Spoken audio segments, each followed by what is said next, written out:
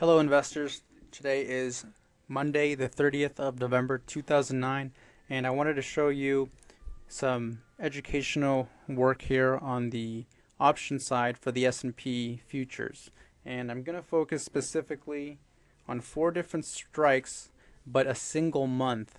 So we're entering December. We're actually on the last trading day of November. It's actually the last day, it's the 30th, and we're entering the December month. And what I'm going to show you is a futures contract. This will eventually roll over, well, traders will roll over into the following contract, which is the March contract on the futures, and this will expire, so you'll have to close and either move on to a new contract or just close altogether the position. And then the options will also expire on the futures, so they will be either in the money, at the money, or worthless, and that's what I want to show. What I have here is we have a V down up, so we are closer to the top of the V, and that's just the shape of the price action, 1094. And the 4 strikes that I'm going to show are 1000, 1050, 1100, 1150. Now I'll show those over here. I have 4 different charts.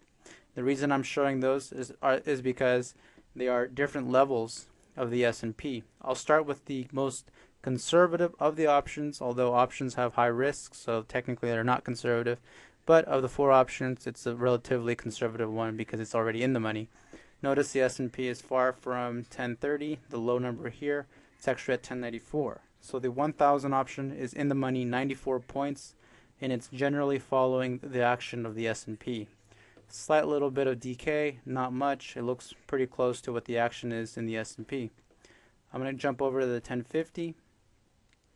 We still have the V that the S&P is showing, the futures on the S&P 500. However, the highs are not as high. It's actually lower because it's losing some of the premium. So up here, 1050 is the strike, 70. So this was actually when the S&P high was 1110.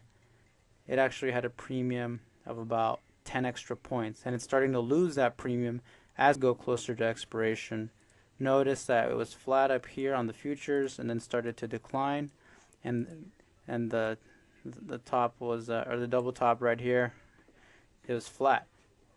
However, on the 1050, which has a little bit more risk because of that premium, it was actually declining, and the lows are also getting lower, and you're going to see it more extreme as we go to the next ones. Here we have the 1100. Now we only got as high as 1110.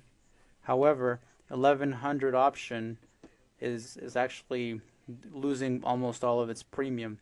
It's actually got 15, 17 points left of premium, and if we don't get up soon closer to 1100, which is only 6 points away, but because of time decay, this option, the 1100 call for December, is losing a lot of its value. Still has a V, but it's very lagging, and it's actually acting very weak. It's actually close to where the lows are on the S&P, even though it's higher, but it's just losing that premium. The 1150. Now we never got to 1150, so this is the out of the money call. The 1100 right now is out of the money, but the 1150 is very out of the money, and at expiration this will be worthless. It will be 0 if the S&P expires away from 1150. So since we're at 1094 and each day we're getting closer to expiration, this is getting closer to 0. So notice we have a V and we're up at the highs, and we made lower lows on this option. So I'm going to click through. You can always stop and pause. Again, I'll cycle through here. Here's the more conservative, the 1000, the 1050, the 1100, and then the 1050. So just some visual representations of how options decay as we get closer and closer to expiration. All these are December. In the following videos later on, I will show different